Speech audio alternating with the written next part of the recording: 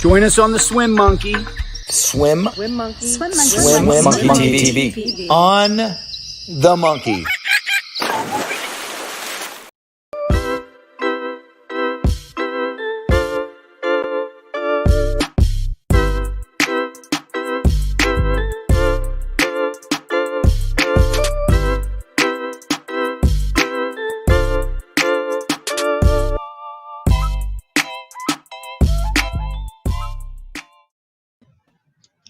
All right, Joe, welcome Stories with Sid Cassidy, and of course, my able-bodied producer, colleague, buddy, and also extraordinary coach, Joe Auer.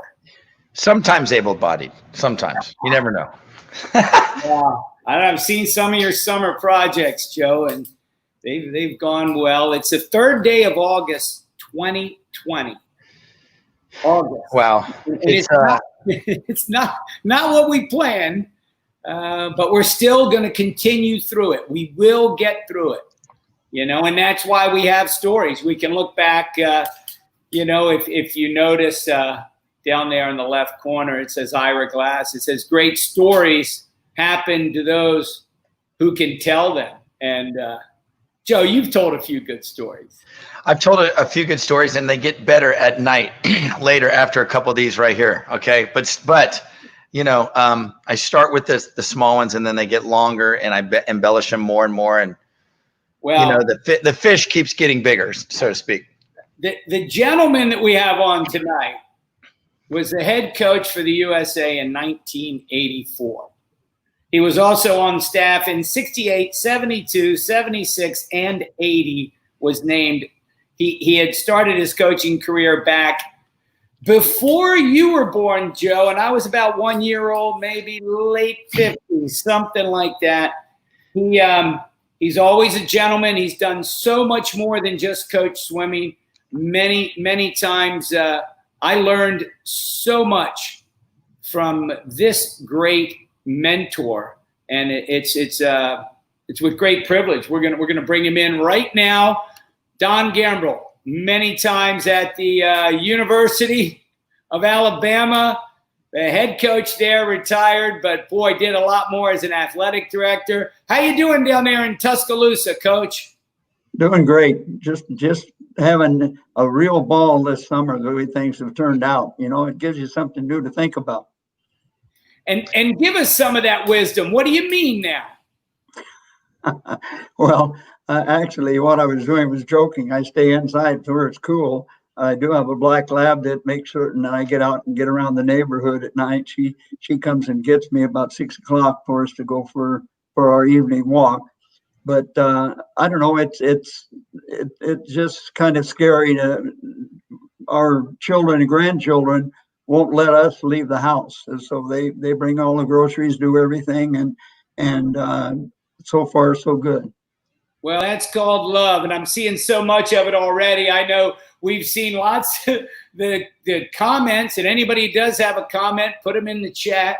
One of the early ones that I just popped right up from Mike Cody. He wanted to hear about the Rosemead Long Beach days. I was doing some research, Coach, and I saw that you actually began, if we can believe Wikipedia, now you might set us straight, in 1958 at Rosemead Swimming Club, and then you started with the high school in 60 and went on to Arcadia. Does that sound about right? What were the early days like?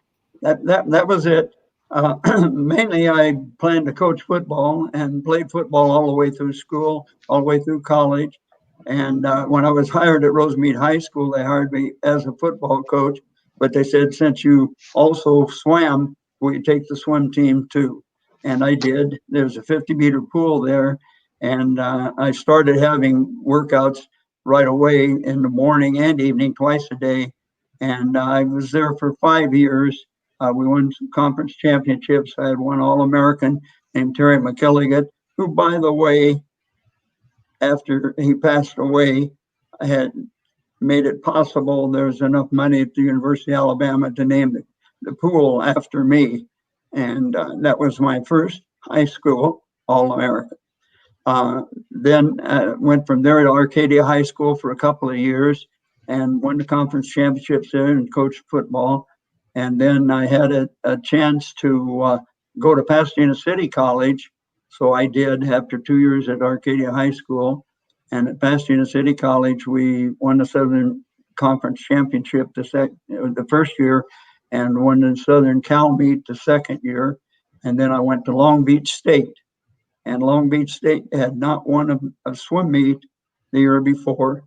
And the first year I was there, we won not only the conference meet, but we won the college division NC2As as well. And then my AAU team there won 3 national AAU championships. We'd won a women's short course championship in 1965. So it was just straight down the road. And one of the things and that was all California, because you were a California boy growing up, right? And it was Phillips 66 Long Beach, not the Phillips 66 back in Oklahoma, right? They were the ones that funded the team in Long Beach. Ken Treadway set it up, and we were Phillips 66 Long Beach, and really was tremendous because we had the money to get our athletes to the national championship. We had to, pay everybody's way and get a large team. I had a couple of co-coaches, I call them, not assistants, Flip Dar and Ron Ballator. And let's stop right there, because you call them co-coaches, and one of the things you've done is give a lot of your coaches, assistant coaches, co-coaches, swimmers a lot of credit through the years, because I've heard you speak many times, Coach. But a lot of people talk about coaching trees. Joe, if you think the NFL, what do you think when you hear coaching tree? Who? Maybe the guys from New England or San Francisco, or who are some of the legends? They don't hold a candle to Don Gambril and the swimming. They were mostly known as the Gambrils Mafia. Well, then that's why Ross Wales was in it, right? He was. Ron Barkley, Skip Kenny. How many NCAA titles did he win at Stanford? Dick Joker. Skip Kenny won 32 straight conference championships. I think he won 7 or 8 NC2As, but 32 straight conference championships. 32, Joe. 32. Are you even 32? So he just opened up his playbook and said, "All right, boys, here's how you're going to do it right here. This is how you do it." Let me tell you some of the other ones. Rob Orr, longtime coach at Princeton. Of course, he was a swimmer of yours out there. You said Flip Dar, and he coached my roommate in college, Steve Gregg, and the Furness brothers in the mid-'70s, I remember. Johnny Skinner, probably one of the greatest coaches, of all time. Certainly one of the greatest sprint coaches. We can talk that shortly. Denny Persley. I mean, it goes on and on and on. And that doesn't even get to some of your great swimmers, Coach. And I'll get to that other question in a second. I'm sorry, I was looking at my other notes. Tell me about coaching Sharon Strouder. I mean, she was unbelievable now, Sharon Strouder Clark. 3-time Olympic champion. She was a world record holder in four events. Is that right? Tell me about her. Well, she was an age group swimmer when she came to me, 12 years of age. She and a girl named Patty Coretto and Jean Halleck, those 3 all made the Olympic team, and Sandy Nita all made 3 of them made the Olympic team in '68, the other one in 3 of them in '64, the other one in '68. But Sharon was my first world record holder, and she did that at 15 years of age. And she really was just unbelievable. In Tokyo, she won the 100 fly, third of it at 200. She was the world record holder by 3 seconds. So she would have had another one there, of course, from the relay. And she got second to Don Fraser in 100 freestyle. Sandy Nita, a little Japanese girl, 15 years old, had come out of the novice league at 14, and at 16 made the Olympic team. And she's still running water polo. She was a U.S. national water polo coach for, I believe it was 17 years running. And it just it was just, it just seemed like things came out of the woodwork, and I was very, very fortunate to have that kind of things. Guys like Greg Charlton and Zach Zorn, all world record holders, and it's more fun than working. Oh yeah. Wait, so what's the secret to world record holders? I mean, you've had so many. I know. Okay, work hard. I get it. I got it. All right, but there's got to be a chemical makeup in there somewhere. What have you seen over the years that makes a world record holder? You know, I used to be young and cocky, I guess, because I took a trip to South Africa for a month, and that's where I first met Johnny Skinner when he was about 12 or 13. And Patty Corretto, who at 13 years of age broke the world record in the 1500 and the 800 on the way to the 1500, and she broke it by, I think, 12 or 13 seconds. It was just unbelievable. 5 foot tall, 101 pounds, and just they wander everywhere. We went to Philippines, we went all places, but the South African trip, when she was over there, they had a young backstroker that was a world-class swimmer as well. But she just charmed people. I mean, if she's 5 foot tall, and you just can't believe that somebody can swim like she did. And it was certainly, besides that, while I was there, I did say that I had 2 guys at home that were going to be world record holders. And within 2 years, both Greg Charlton and Zach Zorn broke world records in the 400 and 100 free. Coach, you've had these world record holders from all different genders, strokes, and then some guys that says, "Oh, he's a great breaststroke goalie." And we watched you, especially with the development of women's swimming. Since you started coaching in the 50s, you saw it grow, and in the 70s, scholarships start to come in. But following your particular path, I remember racing against some guys like Greg Jagenberg. You were building out at Long Beach State, a hell of a program, and then all of a sudden you were up and gone to Harvard, right? Is that how it worked? Yes. I was very fortunate that when I went to Long Beach, they hadn't won a meet the year before. And we won the conference that year and won the second division level in the NC2As, and then went on a third week in a row and swam in the NC2As and got 11th with the team that hadn't won a meet the year before.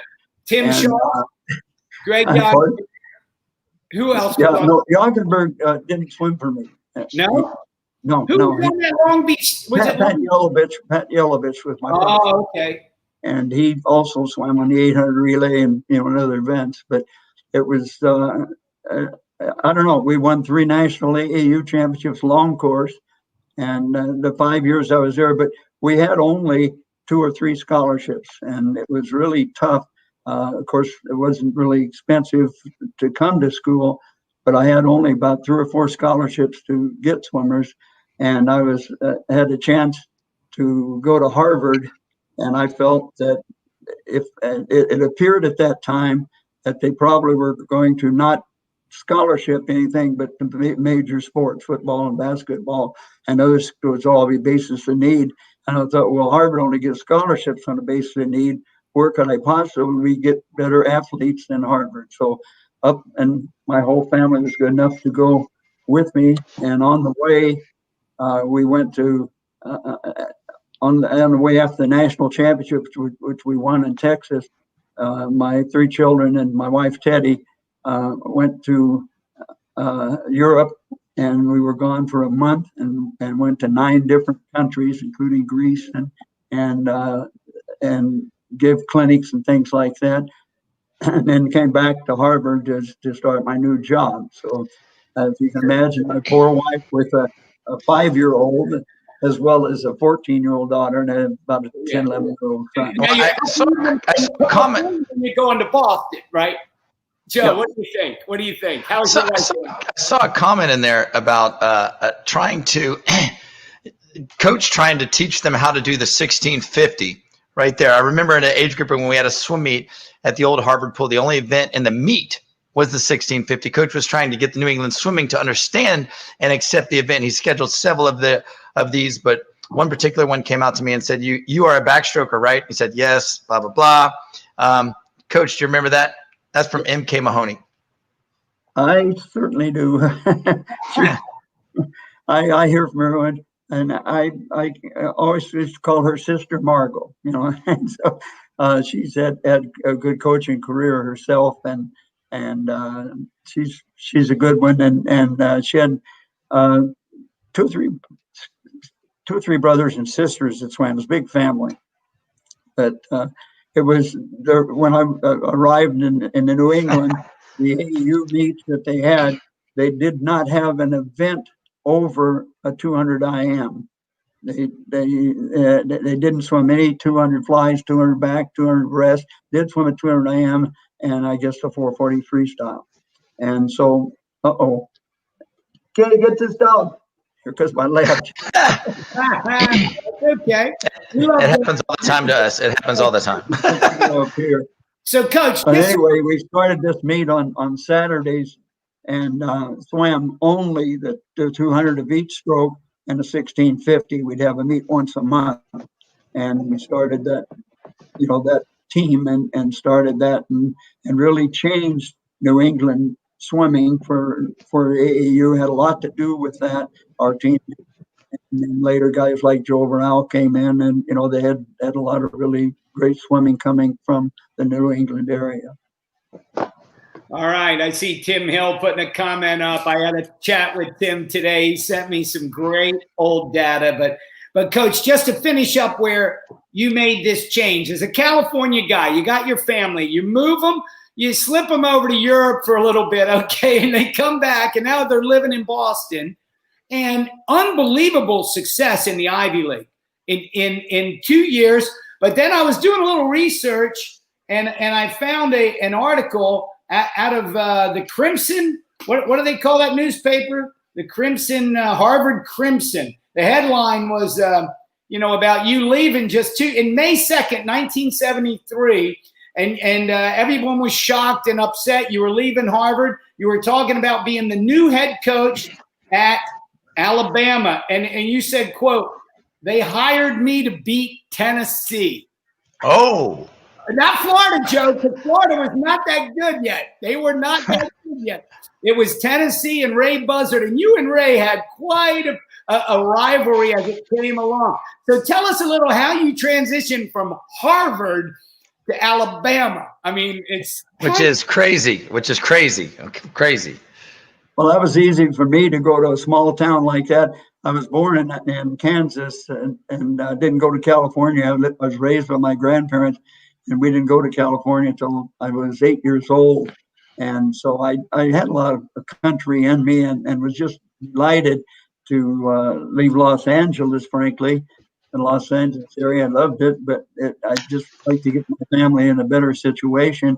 So I thought, well, it appears that they're going to take scholarships out of all sports but football and basketball. So where could I possibly be in a better place than to be in the Ivy League and at Harvard? So I went to Harvard, and as it ended up, I only stayed there 2 years, but we did win the Ivy League and beat Yale the first time since the early 30s. And then after that time, I think that Harvard's had multiple successes in the competition with Yale. We had 80 inches of snow the first year we were there, and I bought us a home so they'd be not in the middle of Boston, but actually it was 17 miles from school, and I had to drive that every day, of course. But that wasn't a big problem. They grade the streets very quickly when it snows, so I was able to, with my little Opel GT, I was able to go to school and back every day. And as I say, the second year we did beat Yale and beat them at Harvard, and broke every pool and school record. And then unfortunately I left that team who won the Easterns the next year. I brought in a couple of good Australian Olympians that year, and it was, they went on and done very well since. A guy named Peter Peter something or other. He trained with us at Wilmington. He came down with Scott Wartell and Mike May, these guys that were swimming up there. We knew Harvard. And I was a junior in high school in 73 when you announced going to Alabama, because I had already filled out a questionnaire, and I'm thinking I could go swim for the great Don Gambril. And I said, okay, scratch Harvard off the list because this is going to be hard enough if you were there. You know? When you got to Alabama, they told you that you're supposed to beat Tennessee. You're going to win. They want you to win. They're bringing in this guy with all these Olympic stories. Wherever he goes, Joe, he's getting gold. He's touching. The Harvard Crimson said, they quoted that $80,000 Alabama had just for your recruiting budget for the next year. Probably bigger than the Harvard travel budget. I don't know. But I'm sure it was a lot different going to an athletic department like the University of Alabama. And you being an old football guy, you get there, it's Bear Bryant. Tell me the first Bear. What was that like? What was he like? Amazing. Well, the schools that I looked at Harvard that I would want to go to, I was thinking, that either Notre Dame or Texas or Alabama. And I was looking for something with a solid football athletic base, plus the fact I played football all the way through college and in the naval boot camp. And so I was, wanted to see some football too. But it was really just completely different when I got down here. Coach Bryant really was very, he was very accommodating to me. He didn't go out of his way certainly, but he came to our banquets, and he said, "I want you to know that we wouldn't have built this pool if it hadn't been for you when they built the 50-meter pool." And he came to, I remember we had a Junior Olympics championship there one time, and he came over to present the winning trophy. And with anything like that he touched was blessed and at that time. And it was with Buzzard. He ended up being on my Olympic staff. We got along very well, and we had really tough competition with them.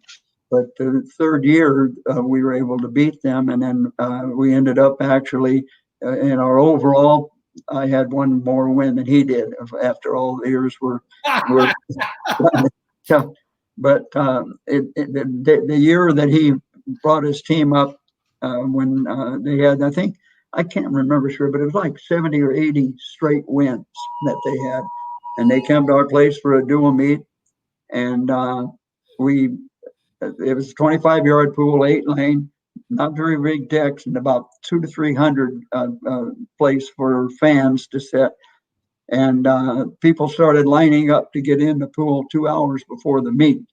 And when we brought their team in, we set them down at the deep end of the pool over in one corner, and then right next to them about 8 or 10 pieces of brass band instruments, and then on the other side all the football players that wanted to come had seats, so their team was seated between our band instruments and I know that, Coach. That's where you put us when Don Easterling brought us from NC State. We know that layout. Joe, it's a 6-lane pool, and the people would have this clear paper that they'd flip turn and people would get wet. We're right next under the 3-meter, and here's the loud band going.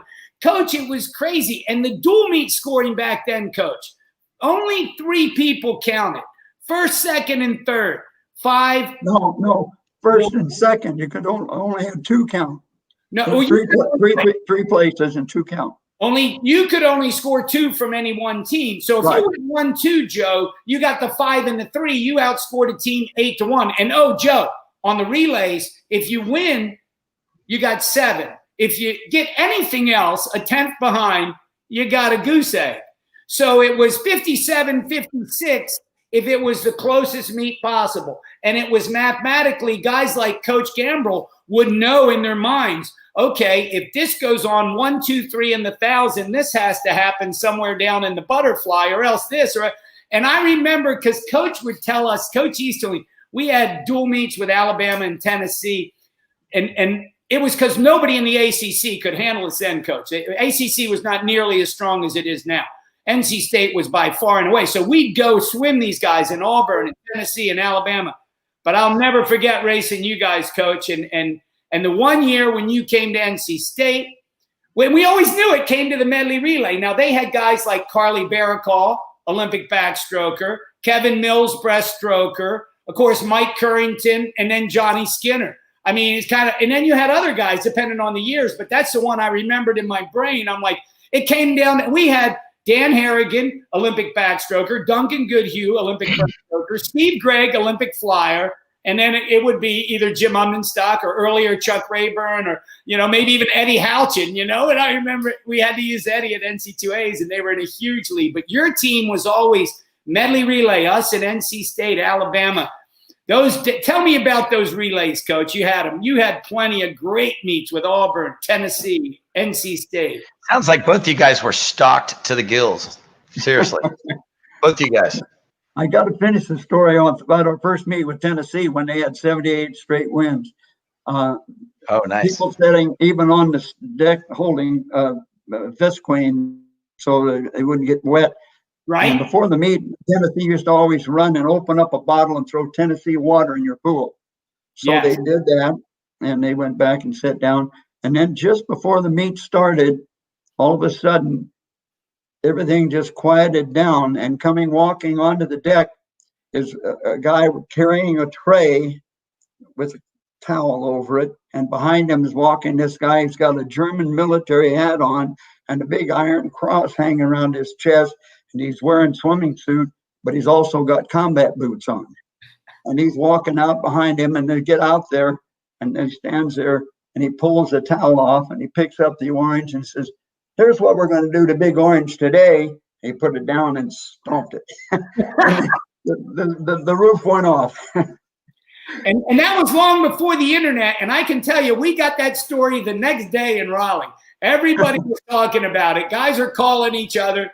It was incredible. Matter of fact, you had such a team, and Johnny Skinner, of course, has developed, as we talked to, into one of the greatest coaches of all time, but just a great person, and the way he's helped so many. I did text a little bit with Johnny today, and he wanted me to ask you, Coach, about shaving the skunk. What's that about? He's actually watching too, so that's good. This is good. It says the tradition of shaving the skunk. He was a freshman at a pre-meet meeting the night before NC2As, and you pulled out a razor and announced it's time to shave the skunk. And why is that important? What can you tell us about that?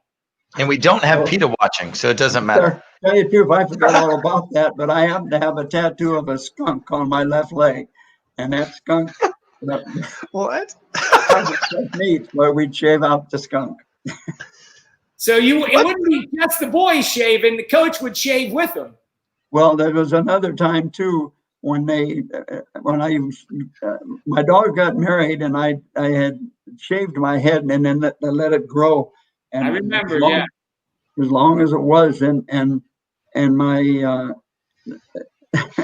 she just said, "Dad, please get a hair." So I did, and I let my hair grow out.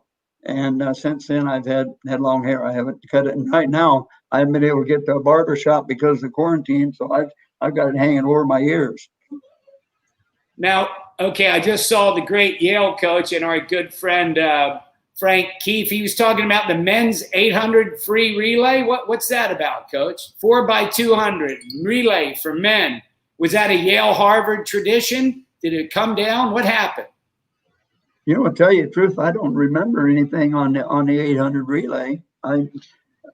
Between Harvard and but Yale. Now, was Frank the coach at Yale already, or was he still at Suburban Swim Club? He was not the coach there. No, right.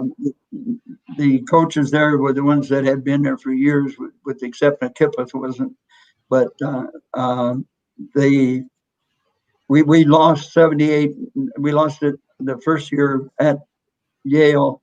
The next year, which was my last meet there, We broke every school record and won every event at Yale.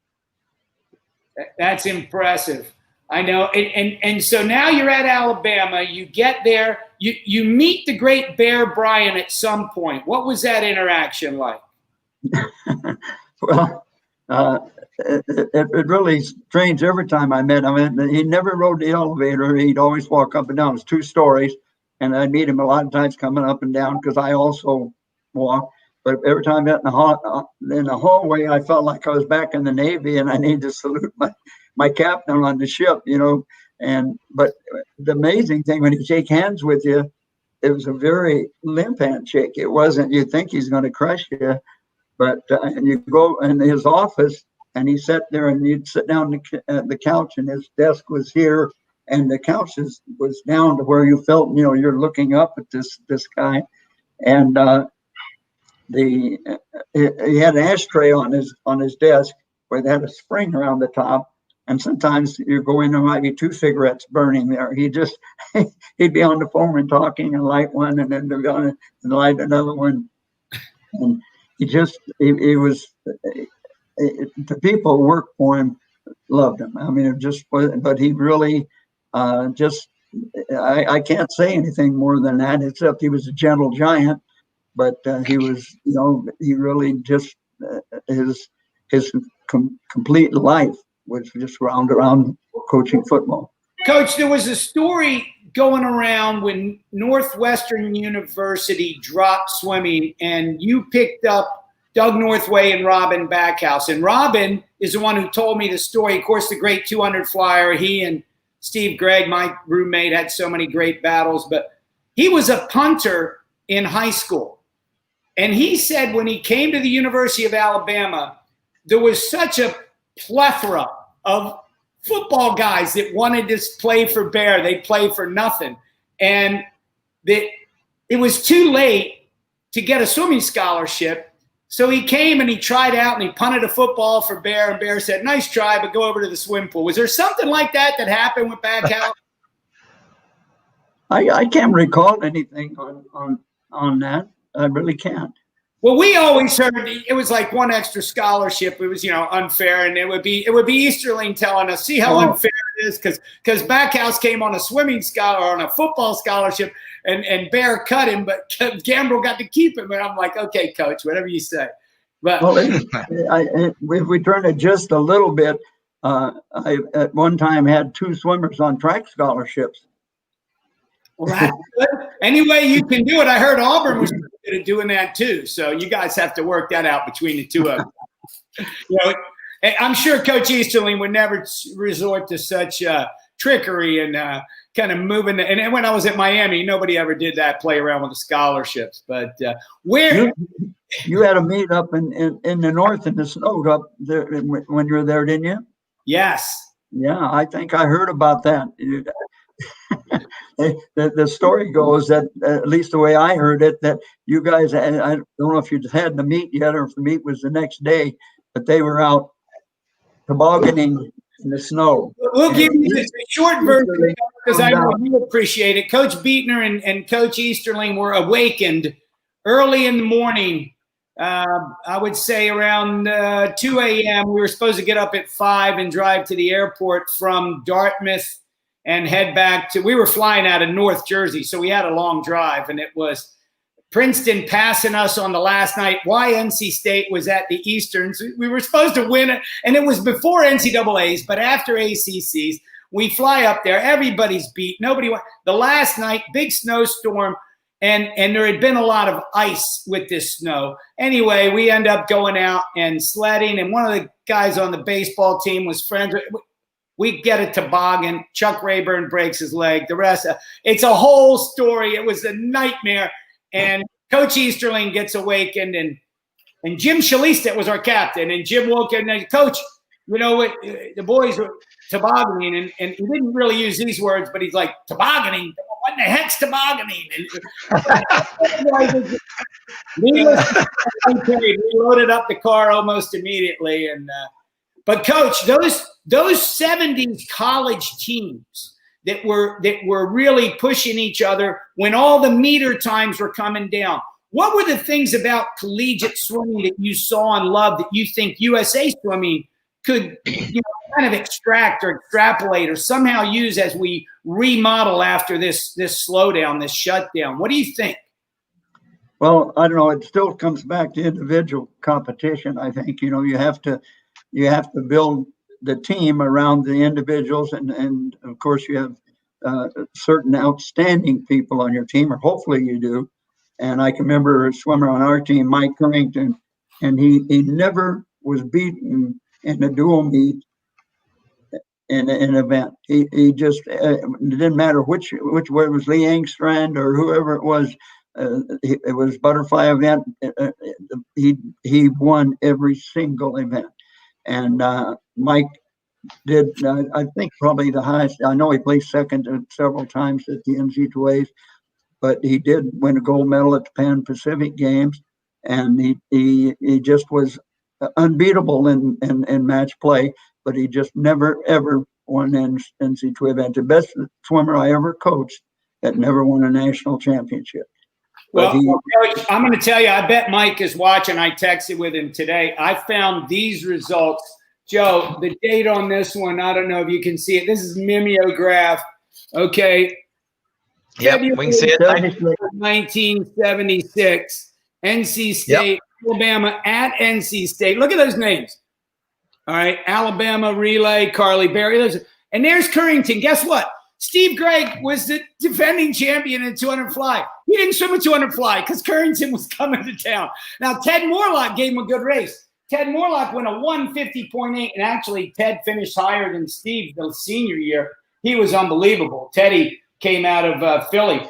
But Currington went a 150.58 after winning the IM. And in that one, Joe, he goes 155.1, now listen, new pool record. Unbelievable. Here's what's unbelievable. That you have all that, Sid. Like, where did you get that? I mean, holy cow, that is some good stuff. Well, I knew we had Coach on. I've been keeping a lot of these things, hey, I really, that's why I'm in the stories business, Joe. Coach Gambril, Olympic coaching. We talked to Brian Goodell. We talked to Tim McKee. A lot of guys who mentioned you long before you were the head coach. And they said you actually were the reason. Brian said what you said calmed him down so much at the Olympics. What Frank Keefe was talking about was the 800 free relay with Bruce Hayes. What can you tell us about that event, that 800? That was crazy. That was crazy there. Well, when he first made the Olympic team, Bruce Hayes, I went to him and told him that he would be anchoring the 800 relay. The Germans had a great 200 flyer who was also a great freestyler. Gross. Didn't he hold the world record in the free? 20? Yeah. Mikhail Gross or whatever his name is. Yeah, and so he says, why me? And I said, because the way we're going to swim the relay from fast to slow and give you a lead and let him overswim. And it worked by 400ths of a second. We went fast to slow, and the lead that he had was almost gone the first 50, and by 100 he was behind, but at the same time he was still drag kicking. He knew what he had to do. And if you look at the race, and I've looked at it many times, you'll see after he comes under the flags, Mikhail Gross takes one more breath before he gets to the wall. And it was a touchdown by 3 or 400ths. I can't remember which it was, but it was an unbelievable race, Joe. And I remember it. It was awesome. It was on ABC Live. Of course, I happened to be driving, and I'm listening to it live on the radio. I was going crazy driving my car. Unbelievable story. But we've seen both your son now and Wayne Chester, who's posted a few times, ask about the Bear and Arnie story. What's with Arnie? Tell us a story about Arnie. Come on. I really don't remember what it was. I honestly don't. I'd tell it if I knew it, but I've got one here from my son, Greg Gambril, telling me to tell the Arnie story. and I can't think of what it was. It says, yeah, Greg Arnie Borgstrom's soccer player. Greg, call Allison and tell her what the Arnie story is. We'll come back to that one, Coach.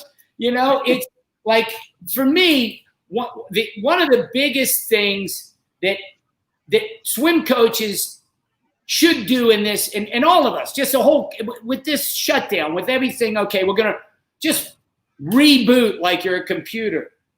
But Joe and I have always talked to the coaches about, well, what are some of the hobbies? What are the things? Because you have to be balanced in life. You've had a great family life. You raised kids, grandkids. Your granddaughter, Allison, is unbelievable. She's the one setting us up today with this whole broadcast. So thank you, Allison.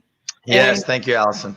And but your hobby has been a little different than most swim coaches, and it's and there's Mike Currington thanking you for the nice words, Coach. I told you Mike would be watching. Hey, so big game hunting. Not many guys go to Africa to shoot giant animals. Tell us how you got into that, and give us a big game story. Oh boy, well, I got a lot of those. I bet. I've hunted Africa 10 times, and I have the big five, which is the 5 animals that on the top of the trophy list for Africa. But I really enjoyed most of my hunting. I also have the Grand Slam of North American sheep, and those are really tough hunts. Each one. You have to start before daylight and ride horseback for an hour or two often, and then climb for another hour to get to the top of the mountain and begin glassing all day, and just day after day. And I was fortunate enough to be able to do that and get all 4 of the animals. And the one that was the toughest, I got the Grand Canyon, and I got the sheep on the last day, and it was a sort of a rainy, stormy morning, and we finally located some sheep on the far wall, and it was a 456-yard shot, and they went down and got it and brought it back over to take the pictures. They wouldn't even let me go down the cliffs and things to get over to it, but it was really exciting. That's a heck of a shot. Wow. Yeah, it's a heck of a shot. What type of gun did you use there? That was 7mm Magnum that I shot that time. Nice. Yeah. Now, when you shoot an elephant, you take a lot bigger gun. Yeah. Yeah. Like in Jaws, we're going to need a bigger boat. We're going to need a bigger gun. Yeah, we need a bigger gun.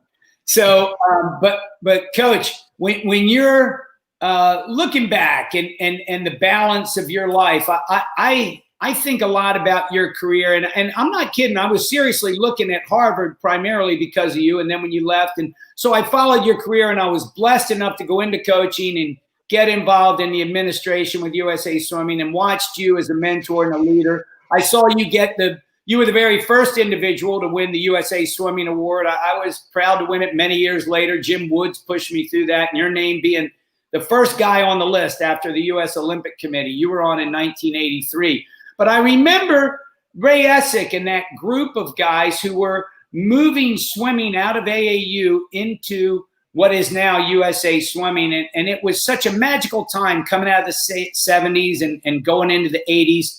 You know, when I think about you, though, I'm getting into my coaching career in 1979.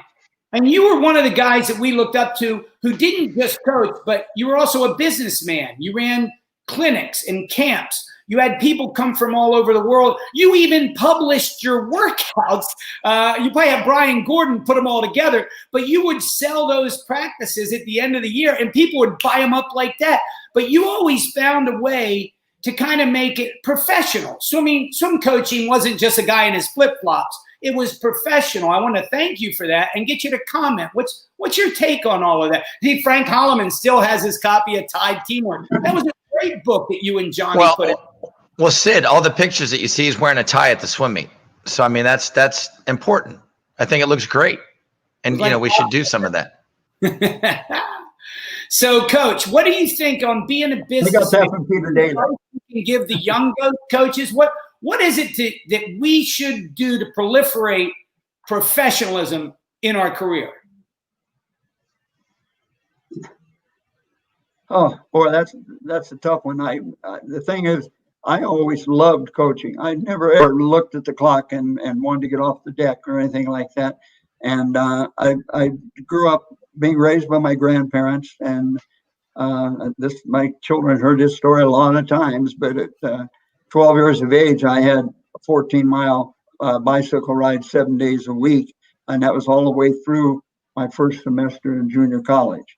And it was they had contests where if you went out and got new subscriptions, you could win things. And I won a trip to New York, to Washington D.C. and Chicago, Niagara Falls for 2 weeks.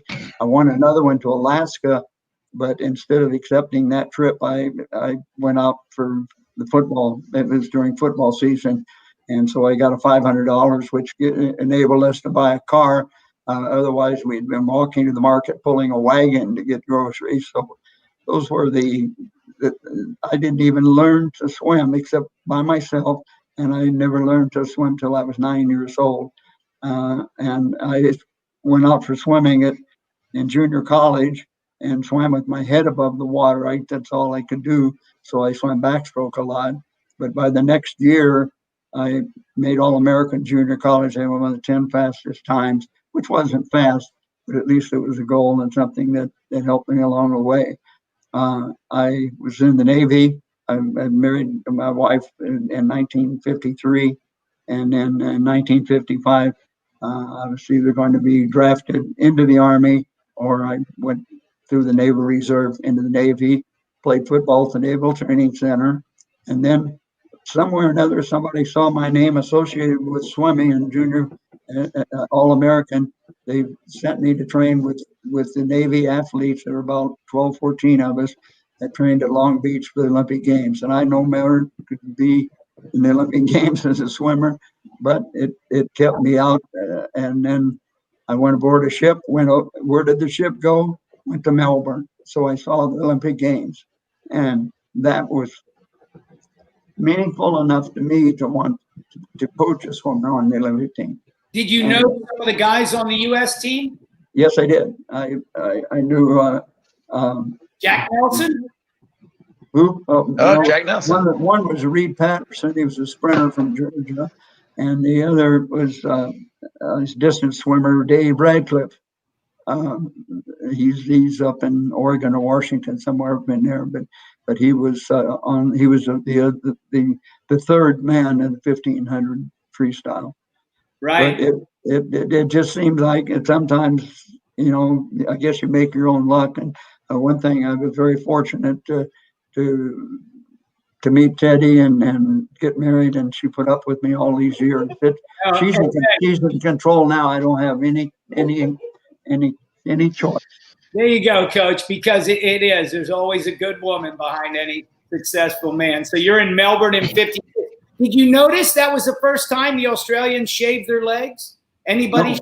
No, I didn't know anything about that. They took us into.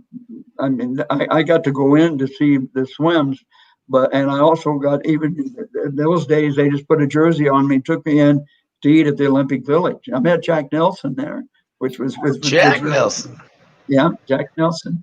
And then it was just after that, of course the security got more and more. And once that, after the 72 Olympics, and it became really just no way that anybody could get it. And that's we have heard. We've heard crazy stories about up through 68, just how easy it was to get in, and people were relaxed. And that's the way it goes. There's always change. There's going to be change after this thing. There you go. There's Greg. He's saying, wasn't it Arnie who got caught stealing candy off of Bear's desk? I don't think it was Arnie. It was probably Mara. Mara's.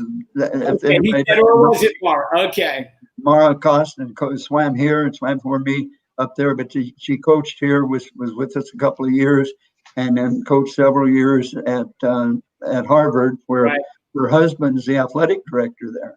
Yes. Yeah. So what happened to her when she stole the candy? I don't know. I don't even remember the story, so I'm not sure I ever knew about it. Hey, Coach, I got a question for you. So you've coached at many Olympic Games, and is there one moment where you just sat in your chair and went, "Wow, that was amazing"? So out of all your Olympic Games, what was that performance that did it for you? It'd have to be the 800 free relay, the one we won by 400ths of a second. It'd have to be that. Yeah, that was great. The headlines of the paper the next day were Grossbusters. Gross being their anchor man, but the headlines of the Los Angeles newspaper in big print all the way across, Grossbusters. I have it. Yeah, that was, and that also brought back the glory of the 800 relay, I thought, because we would see it at the NCAA level. It was such an exciting event, but always hard to pull off at your junior Olympic level or even at, and so, but the beauty of that race, Coach, and all of those guys. Who were the other guy? We had Robinson was on that, right? Who was Mike Heath. Heath. Yeah, Heath led off. David Larson, yeah. Jeff Gabarino in the morning. Jeff Gabarino, but let's see. I forget the third. I know that Ben Davis knows. Oh, it was Jeff Float, right? What makes me mad is Jeff Float was on that relay. Yes. That was unbelievable. On the relay, and when we were in a press conference, Float, who wears big hearing aids, says the noise was deafening. I bet. Someone came across. Ted came across with any Mark Spitz stories. I got one. Mark in the '68 Olympics, we had to what's a disease that came out? Maybe we had to all get shot because they're afraid that we might do it. And so everybody's lined up, and Jastrzemski's giving the shots. He's on the team, but he's also a doctor, so he's giving the shots. And we were lined up, and right before Mark just kept moving back in the line, and then and so Doug Russell and who else was it? Anyway, Doug Russell and one of the other guys on the team were inside and got their shots. They were going one or two at a time, and one of them let out a yell, and then the other one coming out dragging him out. Mark's eyes got about as big as saucers, and he had to go in and just shut the door so anybody can have privacy. He's the last one to get his shot, and just about the time he's got the needle in, they threw the door open, and so the team had a picture of Mark's refining moment. Nice. Well, nice. Gary Hall was on a couple of weeks ago, Coach, and he told us that he always roomed with Mark through the years in that Indiana, and he felt like in '68 there were a few of the older guys that they kind of were pushing his buttons a little. I think that's awesome. That's what you have to do. Everybody's got to earn their stripes. Oh, so Coach, in all of your Olympic, when you look back and consider the elite athletes that you've had, are these stories like guys come back to you and tell you years later, or what, maybe it's from your Alabama teams, or maybe even from your Long Beach team, where you come back and it shocks you or it surprises you, or at this point you're just, hey, it's great to get this kind of information after the fact. So let's say some of your athletes come up to you these days. What kind of stuff are they telling you, Coach? Well, it's been 20 years since I've coached, so they're not shed much on me. But it just,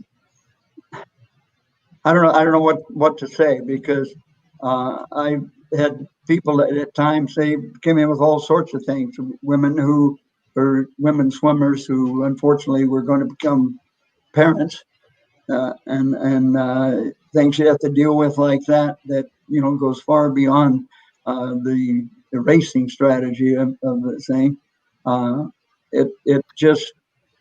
It's something that I just couldn't have lived without having the opportunity to coach. It just was something that I wanted to do and loved to do, and fortunately had success at it.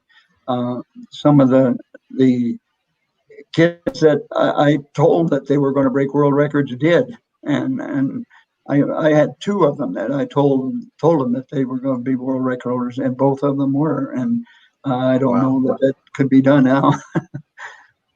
It's rough now. Oh, there you go. Bess has a good question. It says, is there anything you would change about the sport of swimming today? I think that's a great question. No, I don't. I don't know what it would be. It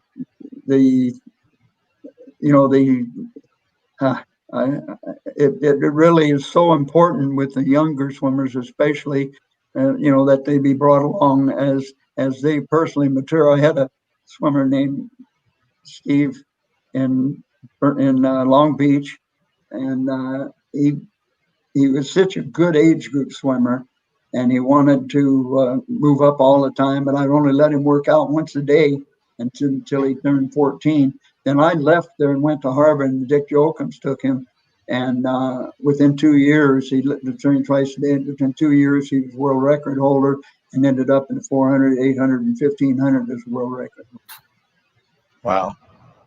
Now, Coach, Ben Davis put up that you wore ties for the dual meets, but when you would swim Tennessee, you wore black flowers. I don't think I did that. Another thing, I got the tie bit from Peter Dalen's, who I got that from. I love that. I love it. I gotta get me a black flower shirt. That's awesome. Oh yeah. Now and you had Vance Rose coaching with you for a long time, right there, Coach? Vance started right out as a manager, and went right straight through, and stayed and had a very successful swimming school here up until recently. I think they put him out of business this summer because the pools are all closed. But he was terrific.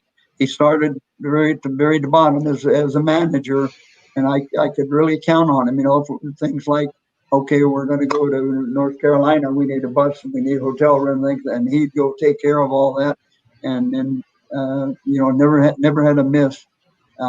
It was something that he did, and that would have been somewhere in the early 70s, I guess, and he coached all the way through 95, I know, at least.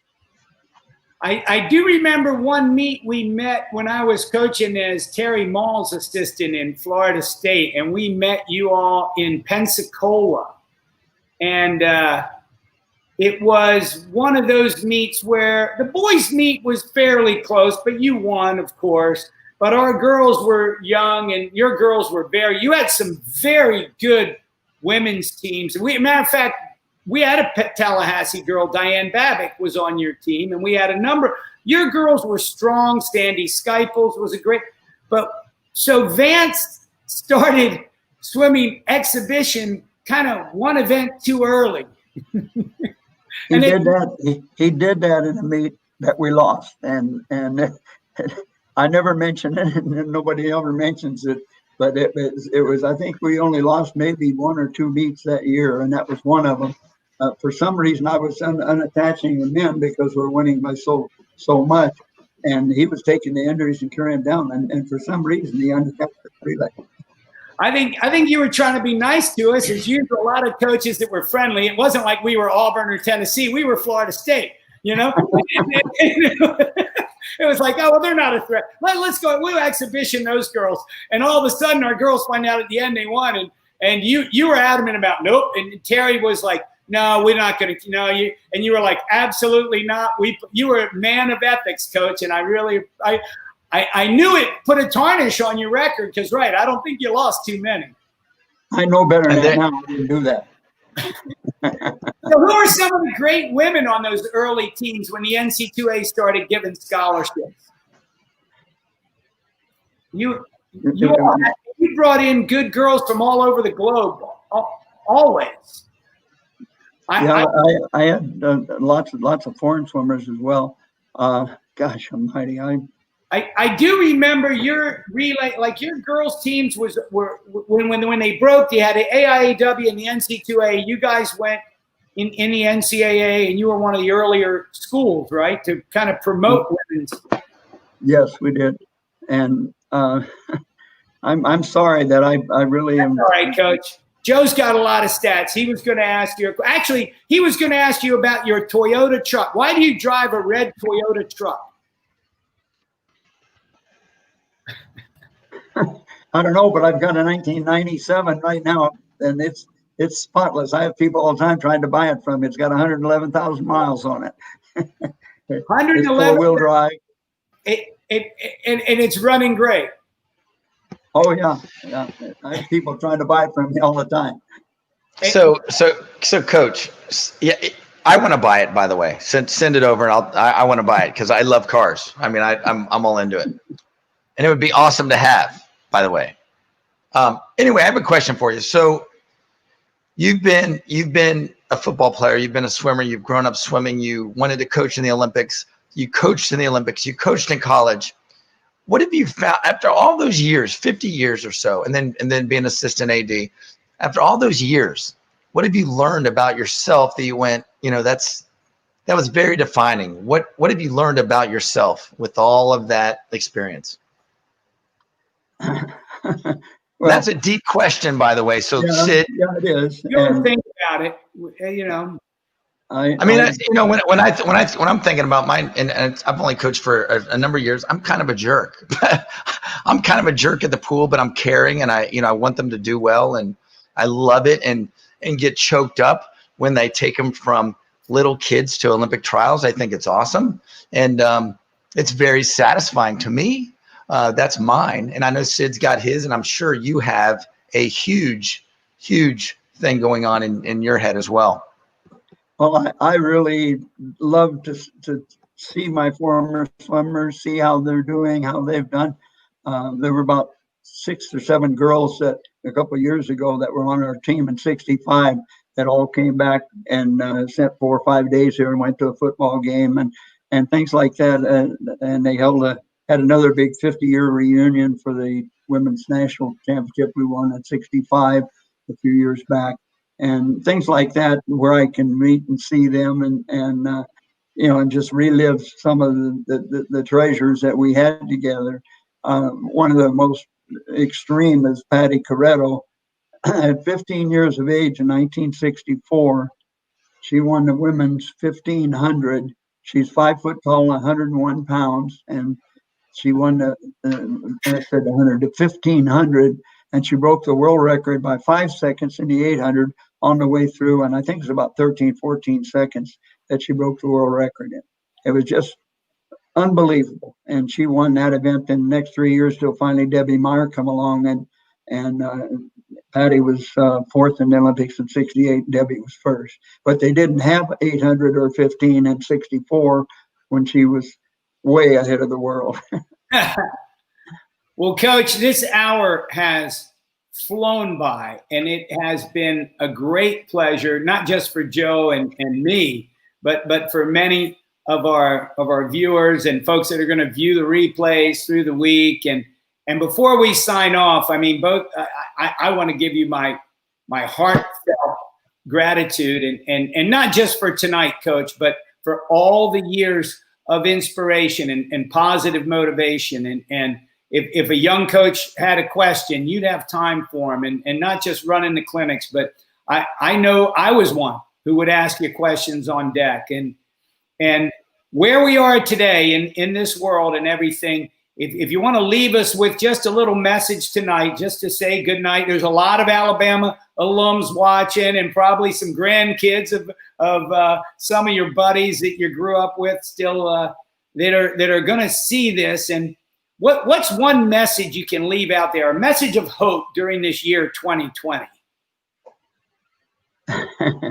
Well, I don't know. I think that whatever you enter into, you need to give it everything you've got, and it comes to personal sacrifices. Why, that's the way it has to be. But and whenever you enter something, you want to do your level best to finish it. And if you can finish with a smile on your face, so much the better. Amen. Joe, what do you got? Thanks, guys. Thanks. Yeah, it's just awesome to have him on, and Coach Gambril, I've been a fan for a number of years, and it's just a pleasure to be with you. And I know that Sid's loving every second of it, and I know it's getting long for you tonight. But anyway, awesome. Thank you for joining us, Sid. We'll let you take it, bud. I'm just going to sign off. I just want to thank all the people who commented, many more who haven't, and I mean, I'm seeing people like Coach Ozzie Cavedo, and there, we said Ben Davis, a lot of your old swimmers. But for me, Coach, having these connections, there's my teammate, Dan Harrigan, do the best you can. That's such a great message, because we're all faced with these challenges. And right now, we're all grieving something, even if it's not a family member or a human being that you've lost that's close to you. We lost the NCAA championships or Junior Olympics or whatever it might be. We've all lost something. And what you bring to the table, Coach, when you talk about just, putting your nose down and getting it done, work hard, and those kind of inspirations to all of us out there are what we're all about. So we love doing it through stories. We love keeping it casual and keeping it fun. So until next week, keep telling those stories on the Monkey. Okay, thanks, guys. I really appreciate it. Awesome. Right. Thanks. Join us on the Swim Monkey. Swim Monkey TV. On the Monkey.